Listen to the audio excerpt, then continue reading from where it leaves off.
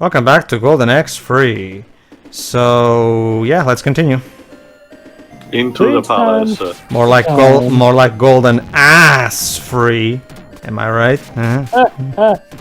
Took you all year to come up with that, didn't it? And I came up with that first anyway. Well, yeah, that's kind of why I wanted to put it in here because since you wanted to do. Trust me, I do sincerely believe that for all its flaws, this game does not deserve it entirely.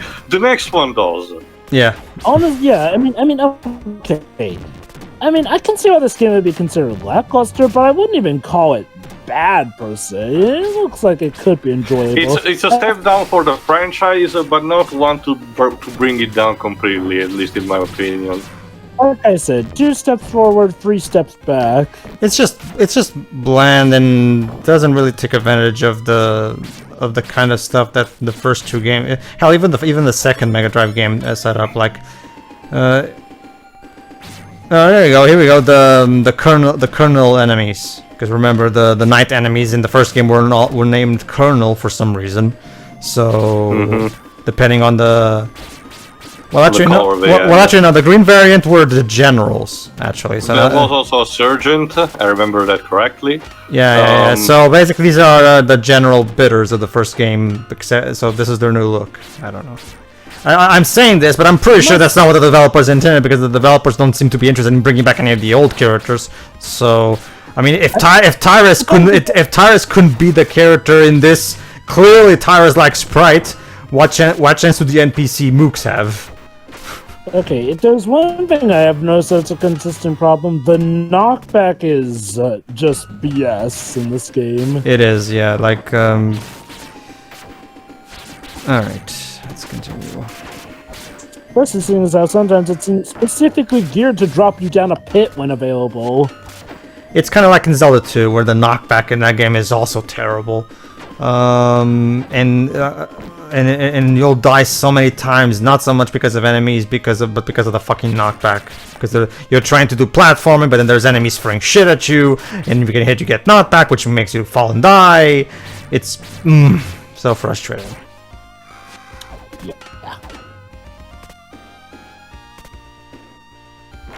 There you go. All right. Oh, sure. Biting the metal will work. Yeah. Evil lair. Don't you see, Teo? Apparently, his teeth are made of titanium. Like. I mean, this is a Sega IP where a hedgehog can actually have quills that defeat metal robots. So I'm not complaining on that regard. And look at that, green thieves. And this time, instead of food, they give you hearts for life. Well, they also give foods, so I don't know what determines so what you get. Why didn't you just use food like before? Why even have the arts if you still have food? Maybe they mean something else. Let me go back to Game Facts and see if there's an explanation. Quite a lot of instructions. I never needed to check the instruction manual to learn. If you need instruction, check out the enclosed instruction book. Like, I never needed to check the enclosed instruction book to play 1, 2, and Revenge of Death Adder. To be fair, you are not needing right now. Mine is just mere curiosity about what a symbol may be. For all we know, yes, it actually is just maybe, another symbol for health recovery. There you go. Also, these guys are apparently, judging by the color, they seem to be made of stone. But whatever. Alright, let's continue. Oh, great. Spearmen. Ooh, Spearmen! I know how this works. I need to use the wind stance, because the wind stance is powerful against the Spearmen. That's the best way to... Oh, wait, sorry. I'm thinking of a much better game. Sorry. Yeah. It says here that the hearts are considered like a recovery item, just like food. I don't know if there's a particular difference because there's also other type of recovery item this than mostly meat and apple for food. So maybe one restores more health than other. But I do agree that it's a bit of a shift, not a shift, but a bit of a dissonance by having, along with the types of food, just a regular heart. Weird. But I guess, sure, whatever. So yeah, and you want to talk about the whole knockback thing, Jova? Guess what? What? In this game, unlike all the previous ones, you can't throw enemies into The pits. into the pits because the enemies can throw into pits, but you cannot. That's not cheap Why? at all. So what happens? Do they like just float on air? if Yeah, you try to fight them? there's an invisible wall for them there. So basically, they have wall knockback, Jova, like in a fighting game. Huh. That is grossly unfair. Well, you can also tell we're close to the end of the game because we're essentially having a boss rush now. Yeah. And again, the Yeah. game still has to pause for like half a second, just apparently to load. Load the sprites. I mean, weird. I mean, Mickey Mania on the Super Nintendo has the excuse it was a port of the Mega Drive game, and apparently, from what people have guessed, the port caused it to use compression and decompression technology to make the things work on the Super Nintendo. It seems, but this game was made as a Mega Drive exclusive. This was made specifically for the console. So it has no excuse to work like this. What time are you guys at? 6, 6, 10, 11, go to 6:30 or 7. yeah. Sure. Again, I mean, at least it's not as egregious as Batman Forever on the Super Nintendo. Anyway, I'm at 6:30. Alright, hold on. And go. There you go. Dandy. Alright, still beating these Minotaurs. There you go. With 4 arms.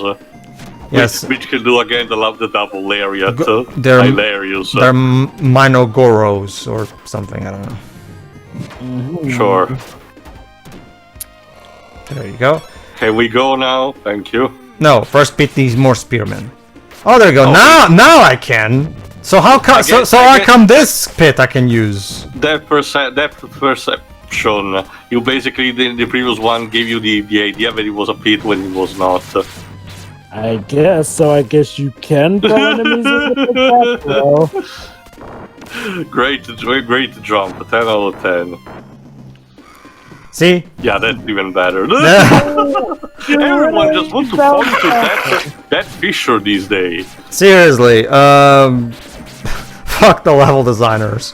Like, whatever. I like the physics programmers on that one when you bounced off an enemy with your own kick back into the. It's a shame because the backgrounds are more detailed this time around, which you have to expect that from a later entry in a recurring series. It's just that I have to agree that the enemy placement, the placement of the bottomless pits and everything else in this game is just more dickish than previous titles. It's you made say with it's an arcade slices game and Sonic 2 mindset, dickish? even though it's obviously I not don't an know. arcade game. Well, so, Remember, James, honestly, like- the only level that in Sonic 2 that's outright cheap to me is Metropolis Zone, really. Also remembered with I really suck at classic Sonic, so I can give a fair No, judgment. Tails better at Shadow the Hedgehog. There's nothing to be ashamed of in that. Well, I never said otherwise. No, I mean, that's the thing, Drew. It still probably was a joke because not really. The closest I got to an ending was that stage where everything is falling and the slippery, the usual slippery movement on platform made me fall constantly. Tio, I got a question Paul. actually regarding that. No. Yeah, go on. Does your version have Italian voice acting? No. No. Sonic games. Sonic games. Well, for Sonic not- Generations has it. Sonic Generations. No, I was about to say it. So, I mean, when it comes to actually localization, in text only, we started having it, I think, with Adventure 1. No, not even Yes. Adventure 1. Well, I don't know, because the HD version... No, I know are that because regulated. every time you go to the text in the European version, there's Italian there in the choice. I do remember Okay, that. but for voice acting, as Pedro said, yes, it's starting with Generation, they decided to have, Italian voice acting too, and I argue it's not the better. Not necessarily the people involved, sort of. Eggman's voice actor is fine on its own. He's the recurring voice actor for Clank, Ratchet and Clank, and he works there, but it doesn't really fit, especially compared to Mike Pollock. But unfortunately, the guy they got to play Sonic is the guy that I keep mentioning, but he's not a good one. Basically, Pedro Italian Givanian. Oh, great. I already mentioned, I expressed myself how I. How does he keep getting these lead roles in franchises? At the cost of sounding a bit, at the cost of sounding, like a conspiracy theorist, I actually do wonder if he's like a recommended guy. I wonder, does like the general public like him Oh, as Jesus an actor? Christ! Welcome to the final boss of Golden X3. And yes, and to answer your question, Jova, yes and no, but I'll elaborate more later. so there you go. See, even her top magic spell is the dragon breathing fire. Yeah, like I mentioned in the earlier parts. Like, seriously. Ugh, whatever. But yeah, you already know how a Golden X3 final boss works. Let's just keep pummeling him Cheap and... as fuck. Yeah. But yeah, Jova, to answer your question, yes or no, and it's a no, because it's a broken base voice actor situation where there are people like me who actually generally don't like him. But the thing is that he voiced a couple of roles where he's actually quite fine, even for me. For example, Garrus in the Mass Effect trilogy, or Ezio in Assassin's Creed, the Assassin's Creed trilogy. Well, I think only 2 and Brotherhood. I think there's someone else voicing his older version in the third title. Yes. So it feels like the go-to equivalent for like for Roger Craig Smith, because remember in Generations it was the first case of Italian voice acting for Sonic, and ever since they stuck with that. Believe it or not, Jova, he also voiced Sonic in the live-action movie, giving it a fair point from me. Consistency. So, hold on. That's it. To have peace in this land. Peace in this land again is like a dream come true. Thank you, but your dad's dead. Yeah. I'm sorry I couldn't save your dad. Or your husband. I forgot if you're the princess or the dream. And that's it. clap. Well, I have to remember too, this is the bad ending that we're watching. Oh, okay. Okay. Turns out the real villain is still alive now. You should realize the power hidden within the axe. I don't know. Yeah, it's called Golden Axe. Turns out, you know what? I don't know what I'm talking about, but whatever. The point is, fight me again. Does it help you move a couch? I don't think so. So yeah, the boss beat the boss again, basically. Deep shit. Only this time he's recolored the pro and can use the magic. There you go. Jesus. Ow. Actually, now that I remember, did I put in... Hold on, I guess I'll check later after we're done. But yeah, Joe, so in that kind of sense, he gave that level of consistency for the movie. Jim Carrey's Eggman is still voiced by Jim Carrey's recurring voice actor, so it's not the same for the game. But to be fair, it makes sense. So this is still like a different take on Eggman altogether, and I do believe it works for the better. Yeah, it's the basic. Yeah, we also tend to work like that, where the same actor who plays Disney's Hades in all of the Hercules media also plays the villain of Recess Schools Out, who was played by James Woods as well. So basically, he's our James Woods dubber, basically. Mm-hmm. It's not a guaranteed thing 100% all the time, but at least these days we try to stay as much as consistent as possible. It creates some hilarious situation in other cases, though, where it leads to unintentional recycling, because for some reason they thought it was a good idea for the MCU to have the same person voice act without much of an impression both Hawkeye and Rocket Raccoon. So by the time of, Infinity War and Endgame, you can understand there's a bit of confusion. You think that's interesting too? In my country, we actually have one of the best singers in my country. She's basically our equivalent of Celine Dion, and she's basically the dubber of every time there's a Celine Dion song in an animated film like Quest for Camelot or any of the Disney stuff. She's always the one that makes the Portuguese version. So basically, she's. Did she also did her own version of My Heart Will Go On? No, there's no Portuguese dub of Titanic. So Oh, but if I would have like she did it just for we only dub animated stuff, not so much live action stuff. There was that period in the early. I didn't mean like on a professional level, you know, just because you know she was already kind of. No. She only does that stuff for dubs. No. Okay. There was that one brief period in the early 2000s where we did dubs a couple live action movies in there. Like for example, we did dub the Sam Raimi trilogy of Spider-Man. Mm-hmm. The dubs were not very good, I'll say that, but they were there. But eventually, that trend probably because of the lack of quality, it kind of died, and we decided to just focus on just animation. My God, this is even cheaper than the other final bosses. He loves to do the whole throw it in the air and then cast immediately magic on you. Jesus Christ! Take it that's not a favourite thing of yours, Tio. Well, is it a favorite thing of anybody? Like I mentioned, maybe those who like doing the same thing over and over. That's not what I meant, but no, it's also the fact that what I meant was, you know, the fact that it's cheaper compared also to the previous final bosses. Like this takes it to an all new level. Not just that, this boss has a shit ton of help. It takes so long to take down. Tio, I got a better example actually. God. Remember that? I forgotten. I think it was that George Wood review of Toy Story 2, where apparently he thinks the game was too easy and it wasn't worth your money. He said apparently this would be more up his alley. It will just use a cheat code to skip to the ending. All right. I don't know what that statue in the background is. It's there. Well, considering this is a palace of the villains, probably an effigy of him. Oh, and we see three ghosts come out of him for some reason. He was free people. Hey! You just think, oh, Virgo. Oh yeah, never mind. I forgot. Yeah, I showed the good ending first. Never mind. Yay! You retrieve the golden axe. There you go then. This thing's heavy. Can we please That ending is. I don't know. Judging by how Kronos is holding it, it seems fine.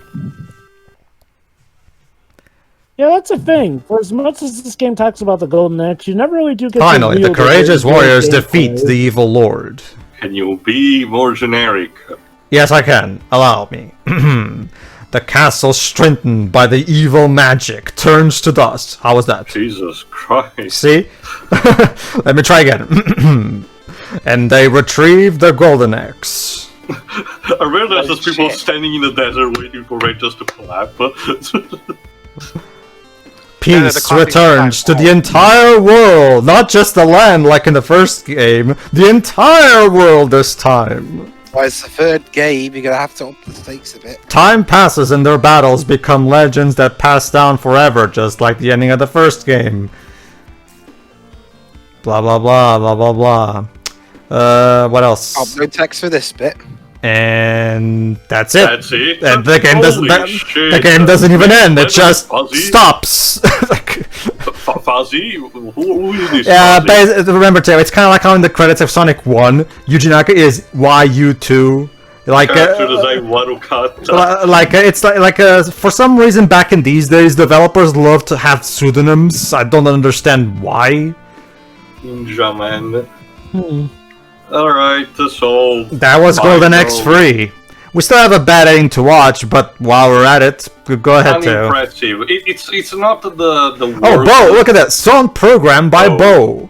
And music. I'm sure Tommy Tallarico. Oh, there you go. See, that's why I couldn't realize it. He's credited as NH, so I didn't realize it was Naofumi Ataya working on this. I actually wonder what kind of nickname Tommy Tallarico would have for these kind of. And James, messages. Messages? Okay, I'm guessing by messages they mean the guy who translated this. Yeah, and you. probably. Oh, look at special thanks to these guys, all test players, and us. Thanks, Sega. Oh, I never asked for this. Alright, hold on to it. Might as well check out the bad ending first. Let's see the bad ending. Presented by Sega. It's presented by Copyright Sega. Presented by Sega. No, sorry, 3D Blast. Sega! That too. Okay, we're going again. Yeah, alright. So, level A, So yeah, this was the route we took. Yeah, at the end, the game tells us what route we took. This doesn't matter. The story never changes. Like, it's just different sections of levels. Trust me, you're not missing anything. Can imagine that. It's not. This game is already pretty uninteresting as it is. Trust me, it's not really worth. Gate of Fate, I rate 8 out of 8, mate. Remember to genericness. Well, at least okay. So now we're back, and we're showing off the other two characters for a change. Water magic. So basically, the idea is like if you play the game, I forgot what the condition was. If I remember correctly, it's on an easier difficulty. But there you go. Yeah, whatever. To have peace in this land again is like a dream come true. Have you got that feeling of like deja vu? So there you go. Not Axe and that guy. Blanca. Yeah. White Blanca. Alright, so this time we leave, and this time the villain doesn't mysteriously bolt us back. There you go, see. The courageous warriors defeat the evil lord and save the princess. However, the resulting peace is only temporary. Without the golden axe, true peace cannot be obtained for some reason. The warriors must journey again to find true peace and the golden axe, aka play again, fucker. Pretty much. The end. Wow, in the end is using the font of the original game's title screen. Interesting reference. You know, again, for a game that's all about this X, we never get to use it in gameplay. Wow, that's very insipid at the end of the day. But yeah, not the worst of the franchise, the complete worst of the franchise, but it's still very underwhelming. I will say that it's a shame to see that the franchise essentially has lost the vigor that it might have had, and especially because I do believe there is potential. There is endless potential in telling, stories with these characters, these landscapes, and these, tumultuous times with barbarians and monsters of all kind. It's just not there. This game lacks soul. It lacks heart. But it has a couple of ideas, but they are in the wrong places, and that's pretty much it. It's sad, but at the very least, it's not the worst it can be. Next. Jova. It's fine. I mean, it's a fine game. It walks the fine line. It has fine gameplay. It has fine character design. It's fine. To a point. Sometimes painfully. That said, though, this whole trying to dress up obvious, can't even call them palette swats. They're like, I guess, design upgrades as different characters is jarring. Like, at the very least, why not just have them be like descendants of the original heroes or whatnot? Like, again, they look pretty much the same as. And even Gilius, like he gets basically crippled by the premise in the manual, and then gives you like a generic advice at the beginning, and that's it. He doesn't even say anything at the ending, like a thank you. That's it. Jesus Christ. Mm-hmm. Pretty much, yeah. Some of the gameplay can be kind of cheap, but for the most part, it seems to be typical to the tried and true formula. That said, I guess you could say this feels like definitely one of the more. If you were expecting something more extravagant and bombastic for the first game, you probably would leave disappointed. It technically fulfills the proper marks for a Golden Axe game, but you could do better. Far better. Next. I go next. Go ahead. Yeah, I can. The most I could say is that it definitely looks like a Golden Axe game, and on the whole, it's okay, but a bit underwhelming compared to the others in almost every aspect except the graphics. Yeah, like heck, even the ending for the arcade game was more intuitive. Well, the ending for Revenge of Death Adder was actually a pretty cool ending. So. I was talking about the first arcade game. Oh, okay. Yeah, that too. Yeah. But yeah. I guess you're right. Both applies. Like, for as much as the whole Gilius having to die thing was depressing. At the very least, it was a lot more engaging. Oh yeah. Well, at least Gilius, at the very least, died with in an heroic way instead of just being crippled off screen, like Theo said. Like it's just whatever. Yeah, my favorite.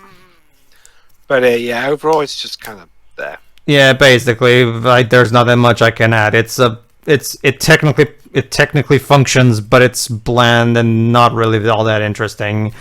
Then again, from what I've heard from what we've heard from Teo, the game after this is gonna make this game look like fucking.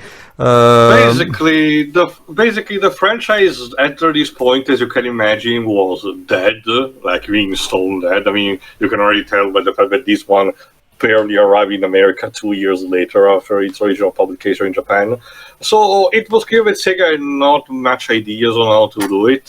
However, in the mid-2000s, a developer that at the time was mostly known for making Star Wars titles actually had volunteered to make an actual proper reboot of the series. And Sega actually put a lot of investment into said developers. What happened at the end? Tune in next time to find out in Golden Axe Beast Rider. See ya. Oh boy.